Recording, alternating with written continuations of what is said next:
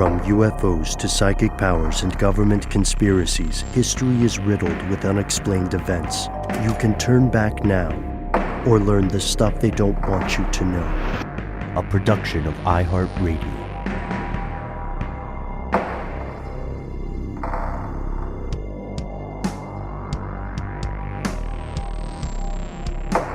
Hello, welcome back to the show. My name is Matt. Noel is not with us at the moment, but will be returning soon. They call me Ben. We are joined, as always, with our super producer, Alexis, codename Doc Holliday Jackson. Most importantly, you are here, and that makes this the stuff they don't want you to know. Folks, if you're watching the YouTube, you may be wondering why I've been wearing this Singha hat consistently. I'm just going to be honest, Matt, with you and codename Doc and everybody else. Working from home, which we'll talk about later in the show. Working from home has still kept me busy, and I just need a shower. That's why I'm wearing the hat right now. Yeah, I gotta clean up my life. You gotta remember to take breaks, Ben. Sure. So this it's funny because right now, as we're recording, the news cycle is dominated by a celebrity debacle at the Academy Awards. And people love talking about celebrities. They love deifying and vilifying them. But we wanted to bring you some stuff that is not celebrity-based and that is probably going to disappear in the news cycle as the news is dominated, for better or worse, by a story of quite wealthy people having a disagreement over a joke.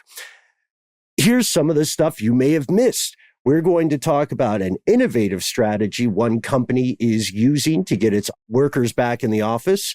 We're going to talk about some infiltration of gangs and organized crime that leads into a bigger episode, I think. And we are also coming to you right out of the gate, coming in hot with an update on UFOs. Matt, you remember it was the height of the pandemic. The government of the United States came out and basically said everything but aliens. They said there's definitely stuff in the sky, in the seas. There are these trans-medium objects that appear to be intelligently directed, and we don't know who would be directing them. We also have no idea what kind of technology this could be. As a matter of fact, the collective eggheads and boffins and generals of this country shrugged and said, we don't know enough about physics to explain how these things could be doing what they're doing.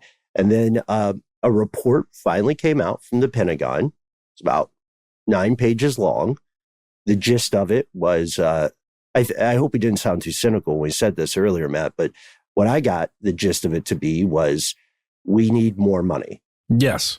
Well, it's true. When there's not enough money being thrown at a problem, a government agency or a private entity generally says, we need more of those stacks.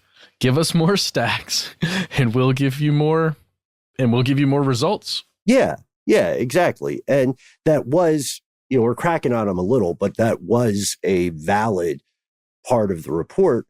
They just, emphasized it a lot.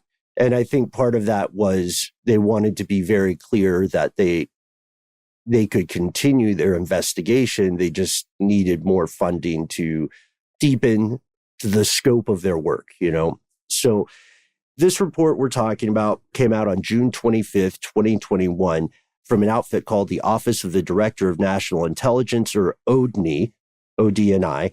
And they released 2 reports, one for the public, one that was classified.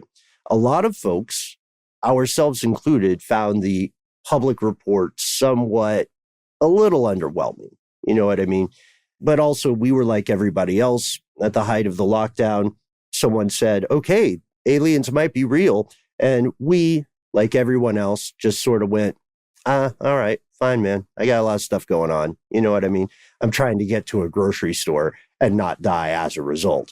So it was understandable that this made less of a splash than it would have if it came out in the early 2000s. The public report, the unclassified report, is 9 pages long.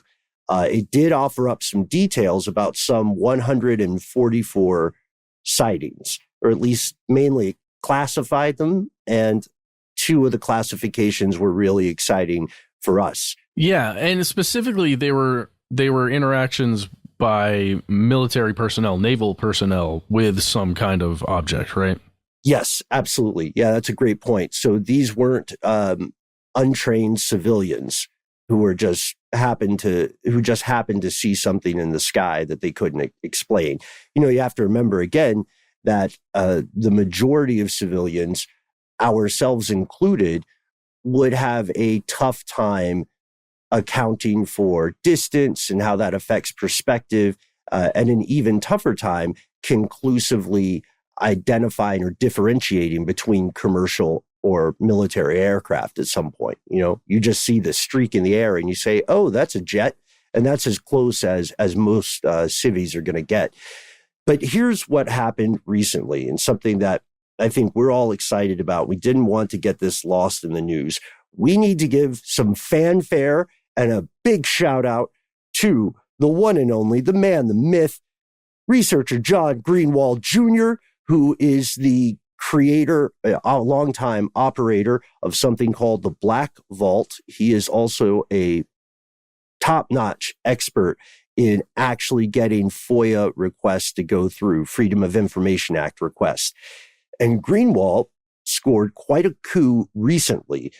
He has obtained a copy of that classified report, and he did it legally through the FOIA Act. He calls it a small triumph in the effort to get transparency on a hot topic issue. And everything that he did by the book, and he acted really quickly. The report he got, unfortunately, you could call it a used copy. It has a lot of black highlighter in it, right? So in this case, we have a lot of guessing, because some of this you can read between the lines quite literally, using context clues where you see the location in the paper of something that's been redacted, right? So if there are, for instance, this is just an example, doesn't occur in there. If you see a section that says, like, on this page, blah, blah, blah, we'll discuss the common appearances of these UAPs, unidentified aerial phenomenon that people seem to be encountering. And then you go to that page and it's blacked out. You still know, at the very least, that there is in that report a description of the common shape, right? Whether that be a tic-tac or a saucer or a triangular shape. So I want to go to two places. I want to go to the original reporting from Greenwald himself on theblackvault.com, and want to go over to the debrief. The debrief is a great source for a lot of things of this nature. So shout out to Greenwald, and shout out to the journalist Micah Hanks, who writes a great summarization of this. I would say this is a primer. Start there and then go to the Black Vault, dig in to your heart's content, but be ready to be frustrated, because it is heavily redacted. What we see here is that the classified version that Greenwald obtained, you learn a lot by comparing it to the declassified version. This one is about 17 pages to the 9 pages of the public-facing version. So it's a little shorter than I think you and I were hoping, because I don't know about you, Matt, but my big hope was that there would be a somewhat in-depth description of each of those 144 incidents. And that's not happening here. Yeah, that's not happening here. And you know what? Initially, I did feel like that's what would be coming, right? Some kind of full report with all the stuff. But thinking about it further, I don't know exactly what people running congressional hearings actually get in front of them, in preparation to have some kind of discussion or presentation on something like that. But it doesn't feel like it would be the 144, or if you imagine 144 incidents, it's at least 1 page each.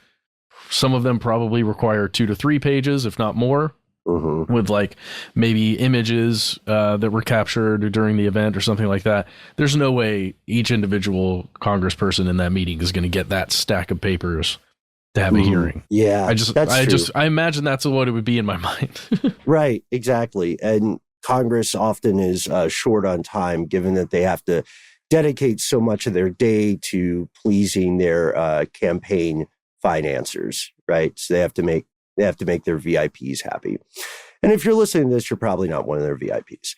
So you can write to them if you want. Anyway, pardon my cynicism there, Matt, but I think a lot of our fellow conspiracy realists are nodding in agreement. It's an apolitical point at this juncture. So let's just really quick knock out some of the things that Greenwald has found here. So he noticed that the CIA the CIA is absent in the public report. And there's a reason for that, because the CIA operates often outside of U.S. soil. So any contributions or observations they had about this would have been quite possibly giving away covert intelligence operations, clandestine, spooky stuff. So that's probably mentioned in the non-public report, or the CIA maybe just wasn't involved, but there's this short redaction on page 2 that makes it seem like they did appear somewhere in the original draft. We just don't know how they appeared. It's got to be CIA, right? Because it comes right before in a large list of agencies, and the one right after the redaction is the DIA. Yeah. Come on. I know. We're being overly fair, perhaps. We learned a little bit more about the incidents that were reported. A lot of these incidents come from something called range fouler reports. The Navy uses the phrase range fouler to describe any activity or object that interrupts a pre-planned training or other activity. So these can occur in restricted airspace where civilian craft, and honestly, military craft that aren't part of the exercise, aren't supposed to be. This is trespassing of the highest order, in other words, if it's purposeful. So this also tells us that when we compare the two reports, we see some more details about the limitations of the sensors that these operators are using, because they're not up there trying to track unidentified flying objects, or unidentified aerial phenomenon.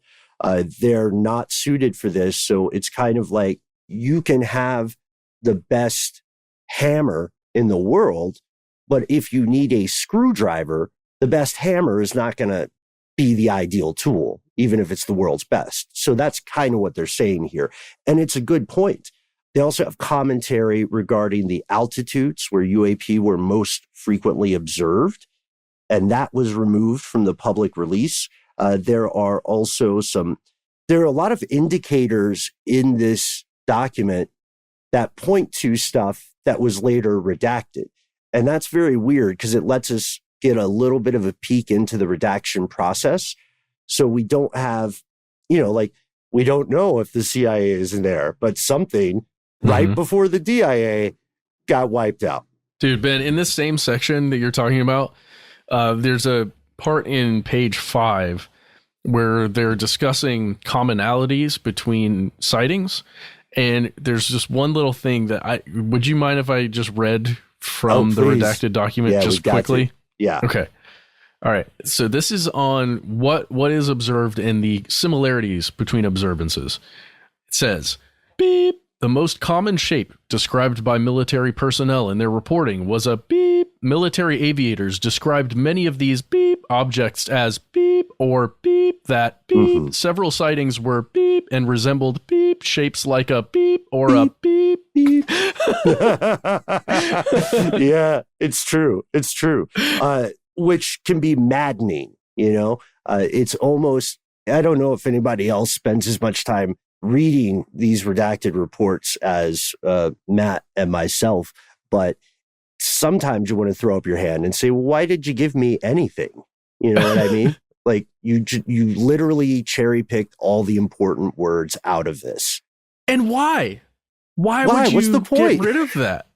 Like, what's the big deal in saying this is what people observed in the sky? I guess potentially if it is military, like secret military tech of some sort, they don't want to give away, like, even if it's potentially military tech that's unknown, they don't want to give that away.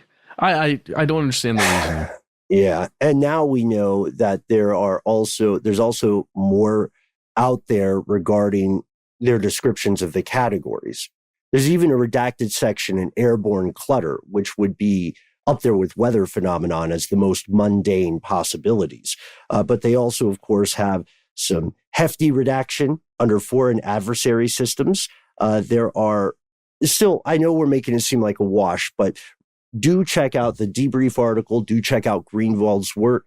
Do also check out the actual redacted report, which you can read, because another surprising thing about this, and this is what we'll end on, is that there are new parts of the story that remain unredacted. Mainly it's stuff that helps give us an idea about which categories are the least likely in terms of UAP reports that Uncle Sam is collecting. We know that almost none of the incidents, virtually none of these incidents studied by the program can be linked conclusively to natural atmospheric phenomenon. So that, while it sounds like a small win, it is a big win. And I'd like to end on Greenwald's statement here before we go to break to something very different. He says, quote, "The release of this report, although discouraging with the level of redactions, does tell us a story worth pursuing. Some of this involves speculation, as we clearly just have to guess at what is behind some of the black.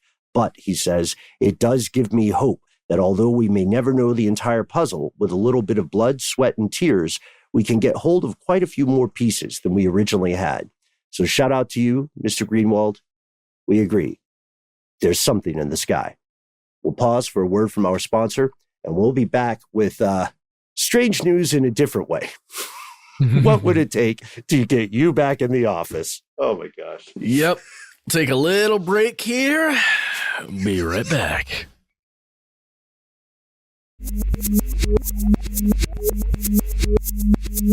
So, Matt, when it's you and me hanging out with Doc on these, one thing that I think we always have a lot of fun with is finding what we kind of think of as our third act. We want to have a story that is a little bit off the beaten path.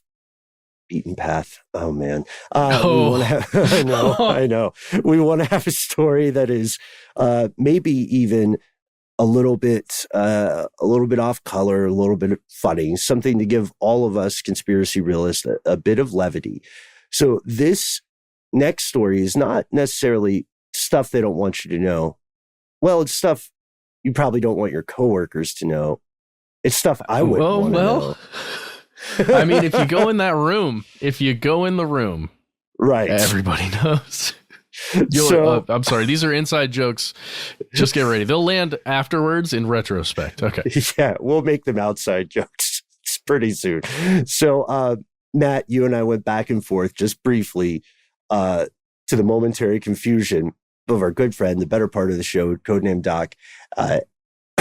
And we learned about a company called Strip Chat.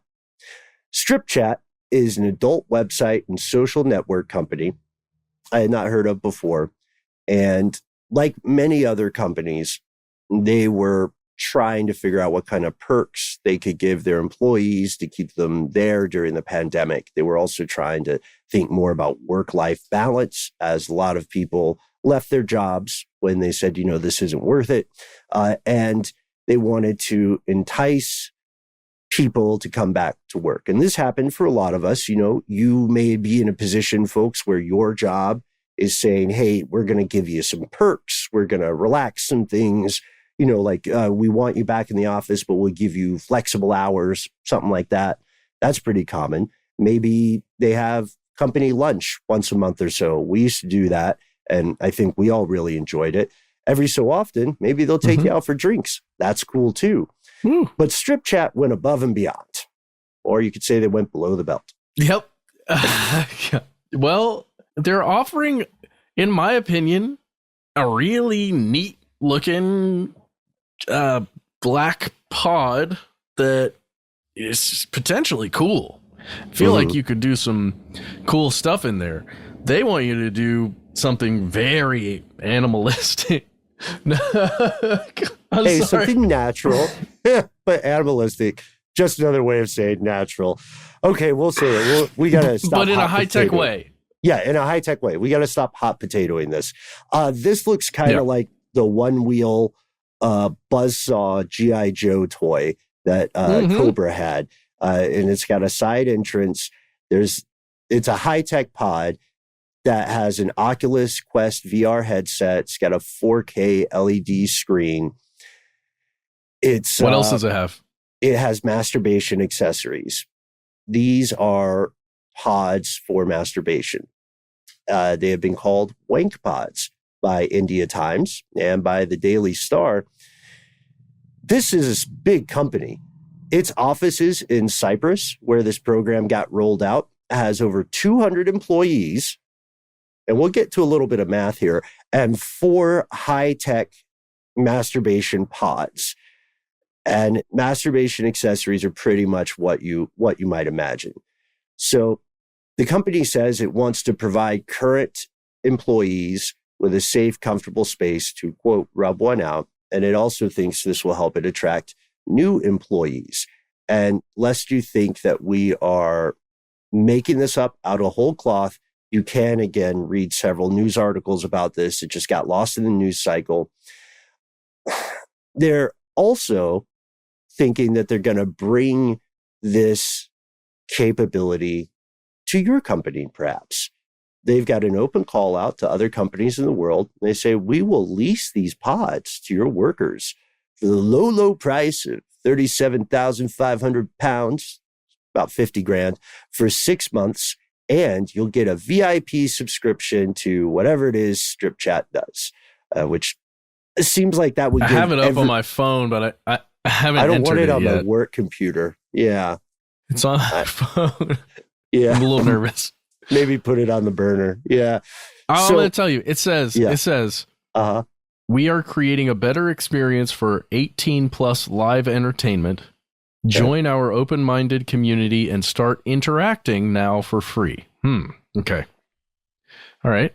Okay. So it is live. It's some kind of sexually explicit live interactive experience, right? Okay. So people are probably doing adult shows, live shows or something, probably some salacious chat. Definitely not one for the kiddos. But I wanted to bring this to you all because I wanted to hear opinions. It sounds like they're serious. They're actually doing it. So it's not just a PR stunt. But would you be comfortable doing that? Would you be, we should say this. They are giving, the idea is that during normal work hours, any employee can take a 30-minute break and go in the pod should the spirit so move them. And it's not like a lunch break. I think it's a different break. Well, yeah. And this is actually, my mind has just gone here. So if you're working at a company that is producing what appears to be, again, I'm sorry I haven't looked, but it appears to be video, audio that is sexually explicit, adult in content. You are either producing that or you're working on the website that includes that kind of content. I can only imagine that there's arousal that occurs while you're at the workplace. I love how clinically I'm talking about this. It's just so exciting for everybody. We're doing our level best. But I'm assuming that is a natural thing that occurs in the workplace there at Strip Chat. And I wonder if, I don't know. I just wonder if it's a thing that was maybe brought up in the past with employees, like with HR maybe. I mean, somebody I'm imagining went to HR and said, this is difficult to do my job in this state. I do not want to drive home, but I need to take care of something. Yeah, I've got an urgent meeting. Could you maybe invent a pod that would cost around $100,000 a year that I could just go into over in the corner? Yeah, I mean, this is the thing. There is this idea that you could have, there are a couple things, right? I agree with you. I can understand this. And you make an excellent point that this is a company that already lives in the world of sexual interaction, right? I'm being clinical as well. So it would be safe to assume that the employees are probably a little more comfortable or open about things that might be considered taboo in a lot of other workplaces. We could also say that, again, I'm trying to be clinical, but not to a cartoonish degree. We could say that masturbation does have, or orgasm specifically, do have like calming effects on people. It tends to make folks a little less aggro, perhaps, if they're very stressed. I don't know what the work culture of strip chat is like. I don't know if there's, if it's like a high intensity Wolf of Wall Street kind of vibe, or if it's more, like an IT based kind of thing. We have to keep an eye on the servers, right? And we're worried about platforms and various technical details. But if you get past the taboo part, the thing that I would be interested to know more about, and I haven't found this yet, is we said there would be a little bit of math. So in this place, in Cyprus, this office has 200 employees. They have 4 of these pods. If people have their assigned pod, then that's 50 employees per pod.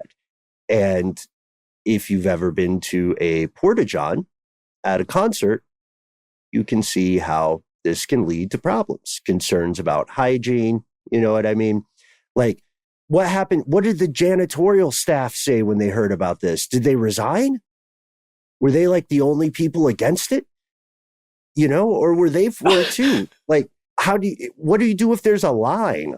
You know what I mean? Like, are you going to wait in line? It's a tech company, so they probably have like an online scheduling system or something. But yeah, I was going to say, can you get dibs?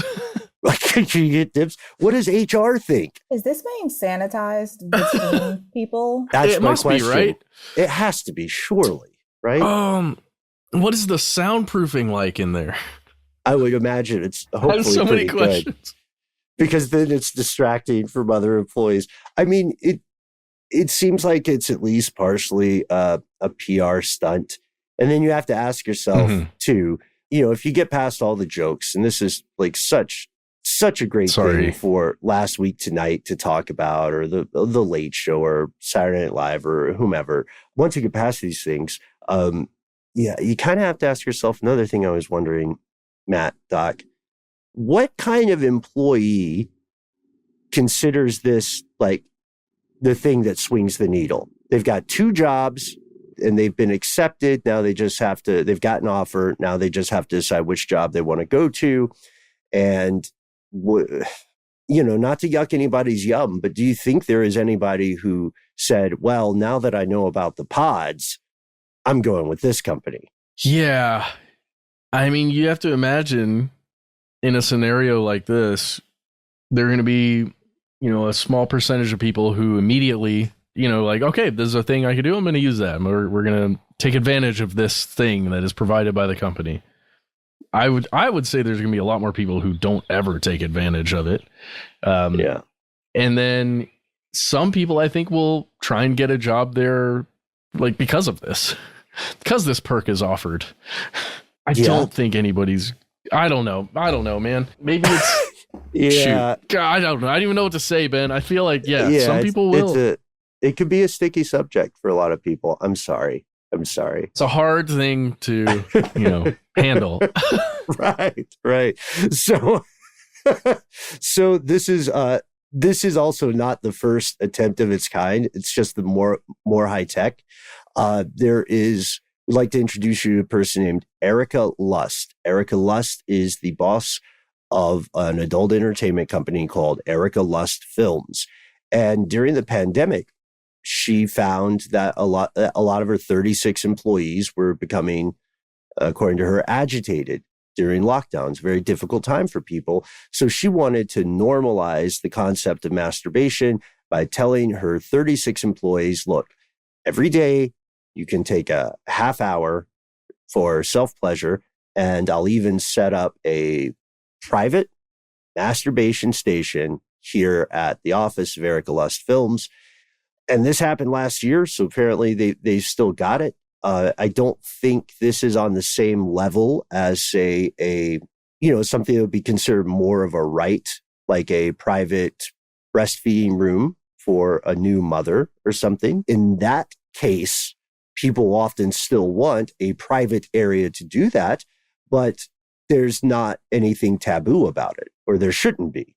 It's just trying to help your employees with a work-life balance. So you could make the argument that this is sort of the same thing, but it just seems like a minefield for HR, doesn't it? Like, even if it's a good faith effort, I don't know if this is the best way to get people back to the office. Yeah. I can't talk about it with being juvenile. But you're right. It is. It feels like the kind of thing that eventually it will be so normalized. I mean, reality is closer and closer to idiocracy every day. And it feels like one of those chairs, you know? Mm-hmm. I'm baiting that kind of chair. It feels like that. And it's just going to be regular, and hey, whatever. That's what's happening now. Yeah. And, we also have to point out that there is a cultural framework that comes along with this. The U.S. in particular has some pretty puritanical roots when it comes to all things associated with sexual pleasure and even with just biological reproduction. So maybe folks in the U.S. aren't the best to judge this, but we thought this was this was a fun story. It does sound like a good faith effort. We hope everybody at the company is doing well. The pandemic has been hard on a lot of folks, and maybe we leave it at that. Maybe we go back to a more serious story. I had a list of workplace masturbation puns, but we will save that. I'll save that for someone who asks me on Twitter or Instagram. Then I'll just send those along. Yes, you should, Ben. And with that, we'll take a break. Not that kind of break. No, not fellow conspiracy realists. Take a break for an ad from our sponsors, and we'll be back. We'll be back with much more serious, strange news.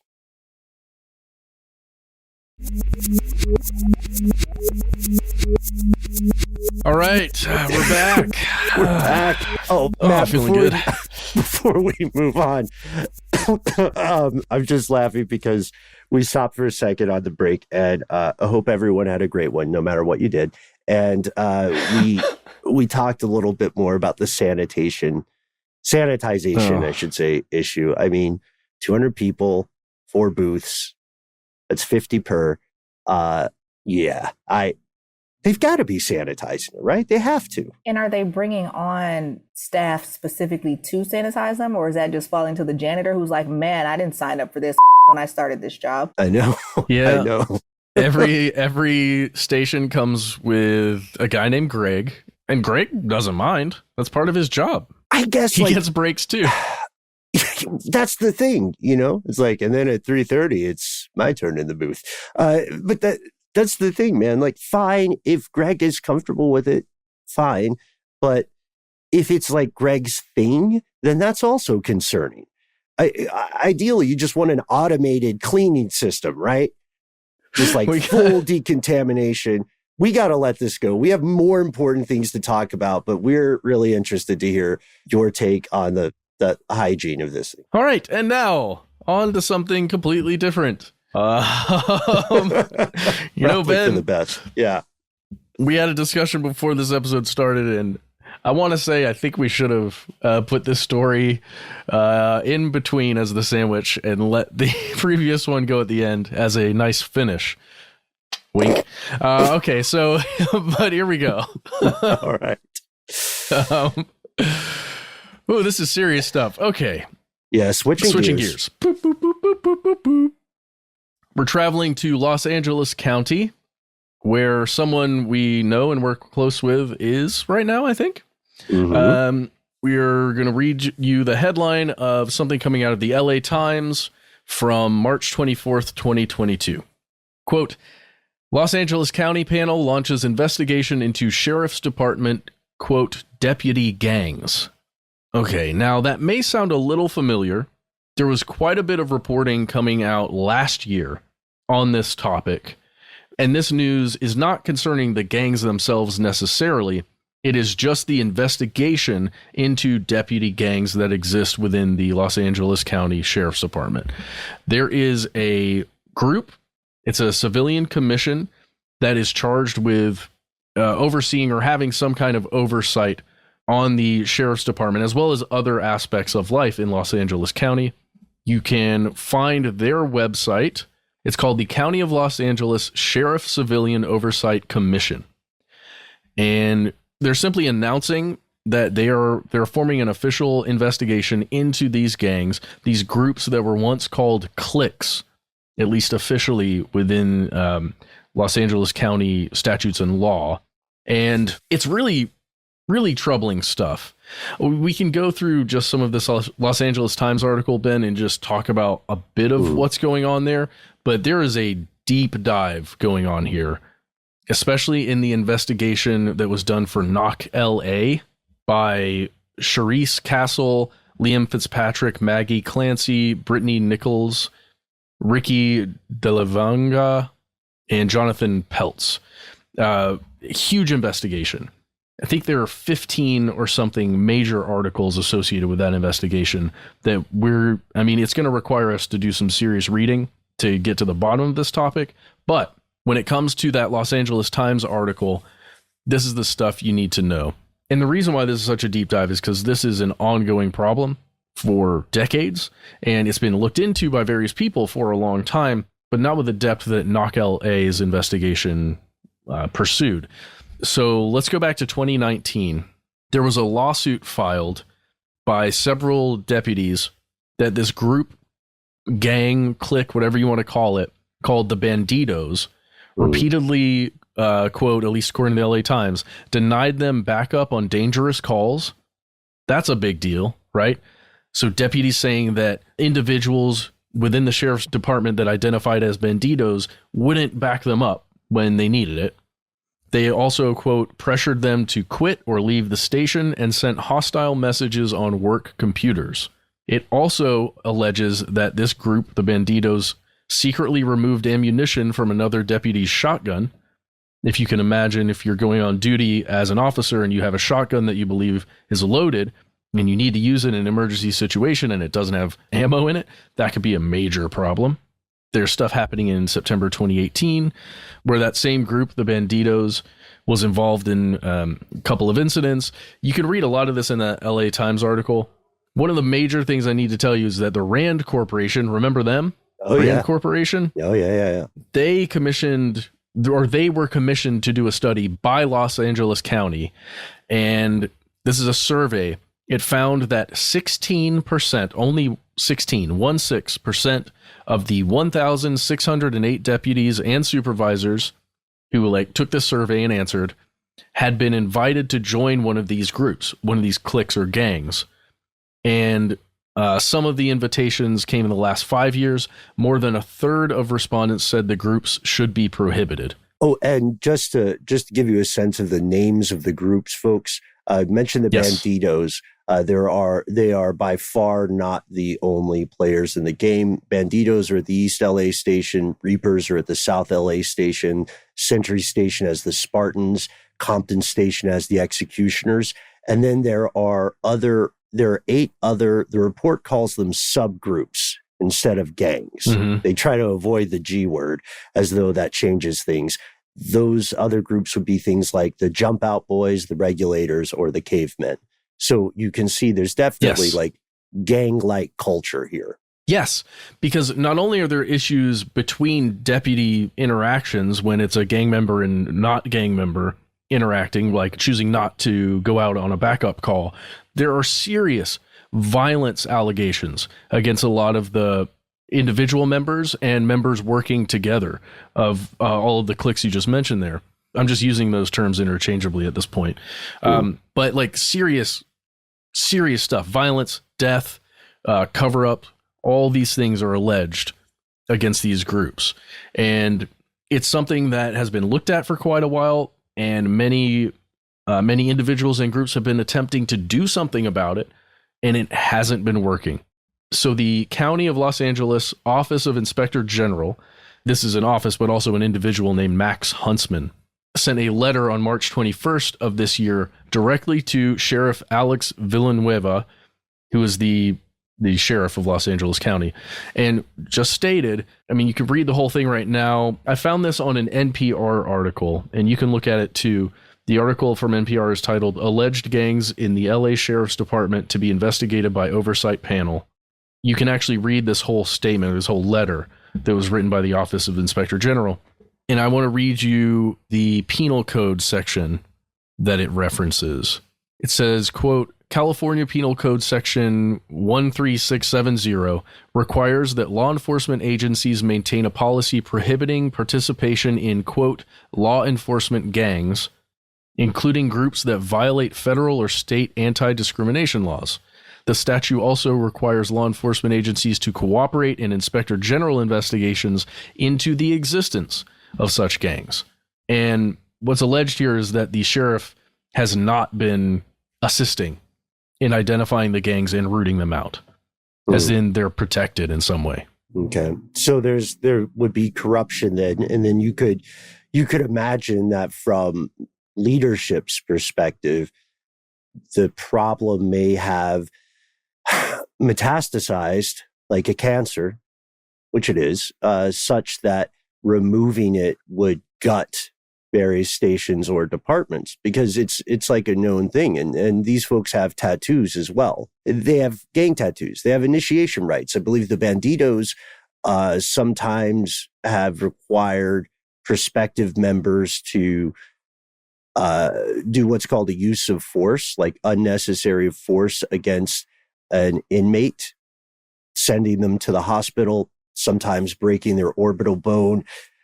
And then after that, they get the ink, which is a skeleton in a sombrero holding a revolver. So that, like, you're beating people in, there are the rites of passage.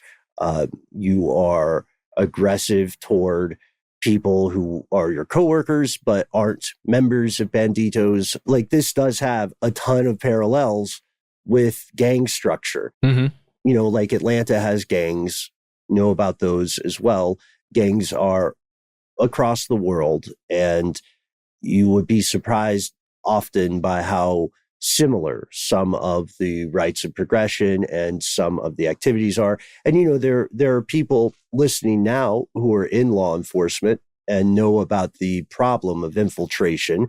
It's often talked about as the problem of, you know, like neo-Nazi or white supremacist infiltration, which was historically a huge problem in the US. But then there are other people on the other side of the argument who would simply say, guys, law enforcement is a gang already.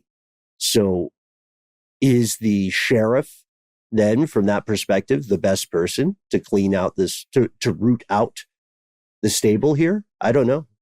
It's a serious question, though. It is. To me, it feels a lot like the Atlanta group Red Dogs that we've spoken about before here on this show. They root all drug dealers out of Georgia. Mm-hmm. Is that right? I think that's right.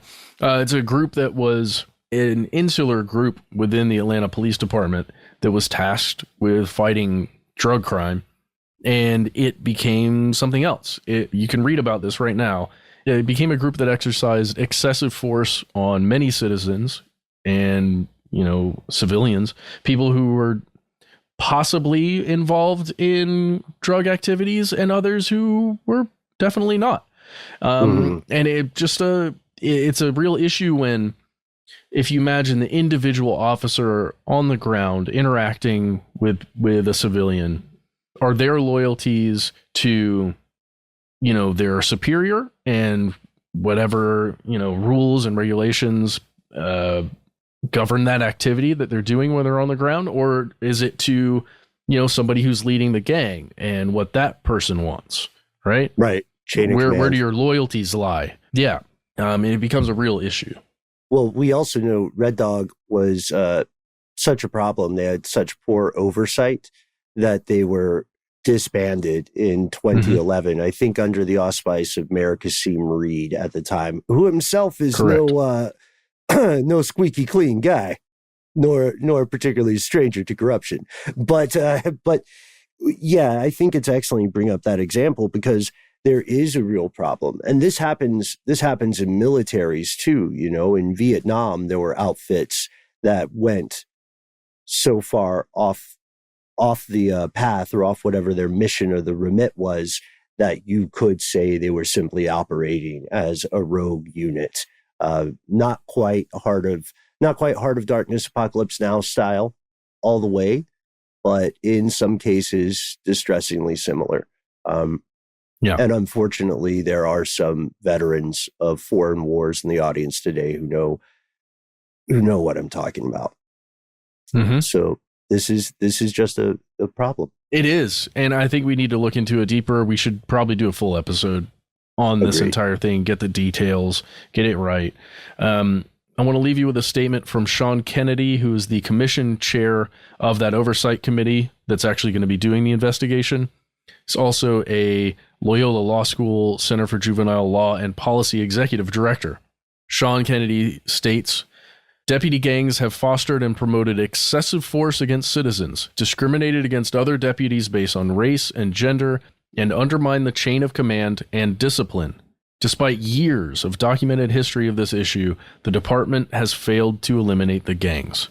Unquote. And that is specifically talking about the sheriff's department. I think we're all in agreement. This needs to be a full episode. We'd love your help as the best part of the show. Fellow conspiracy realists, give us your take. Do you agree that this is a problem? Have you had any experience with any of these groups that have infiltrated Los Angeles law enforcement?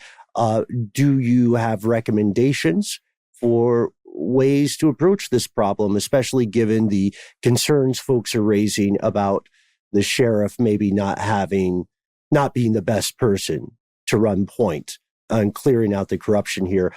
Before anybody finishes the email, I do want to point out, Matt, just for my part, I don't think masturbation pods will fix this one. Well...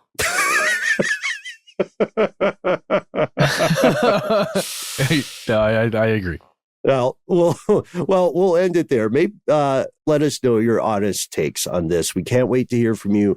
Try to be easy to find online. What do you mean by online, Ben? You might be asking. Well, you can go to Here's Where It Gets Crazy on our Facebook page. Thanks to the person who wrote in and said something like, shout out to Ben Bullen. You put the Ben in benzene. Not sure how to take that, but I'm going to take it as a compliment. Thank you, sir.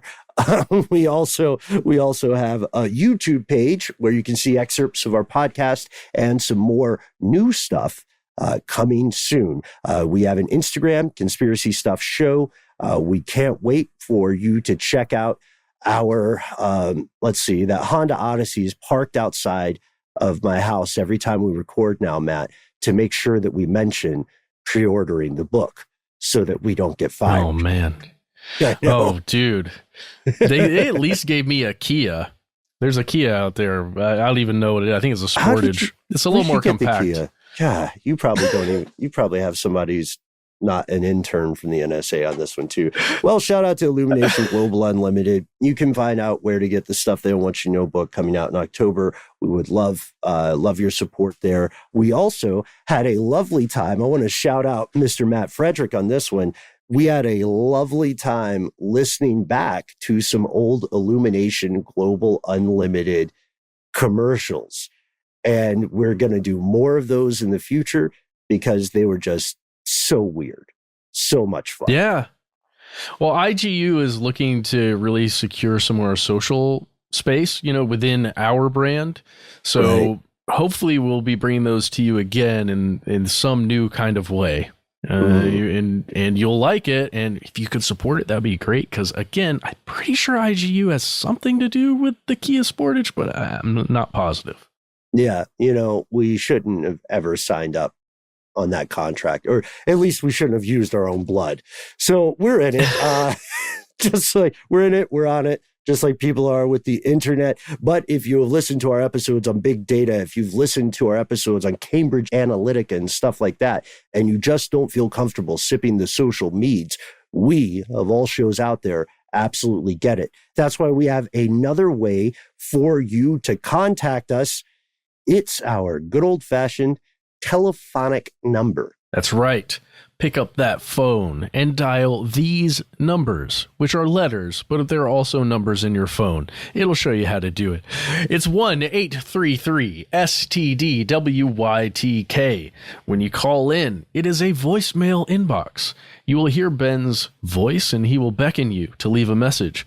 Please, when you do, give yourself a cool nickname. Then you've got 3 minutes. Say whatever you want. Towards the end of that message, I don't mean to tell you how to do it. I'm giving you an example. Towards the end of that message, please give us permission, if you choose to give it to us, to use your voice and message on one of our listener mail episodes. If not, just say, hey, please don't use my voice. That's totally fine. We get it. It's cool. We still want to hear from you. Seriously, come on. And if talking on the phone isn't your favorite thing to do, and you've got way more to say than can fit in 3 minutes, why not instead send us a good old-fashioned email? We are conspiracy@iHeartRadio.com.